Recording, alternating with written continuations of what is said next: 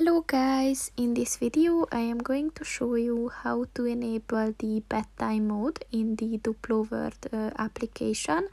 But first I just want to mention, don't forget to subscribe to my channel, because at 10,000 subscribers I am going to show you my whole YouTube revenue statistics and growth strategy, as well as how to make money online. Let's jump into it. First of all, open the application on your phone. Then click on the button at the top of the page on the right. Then just enter your date of birth to confirm that you're an adult. And then just click on the settings button at the left side of the page. And here you can see the bedtime mode. So just click on the white circle and it's enabled. It means that from 7 p.m. to 7 a.m.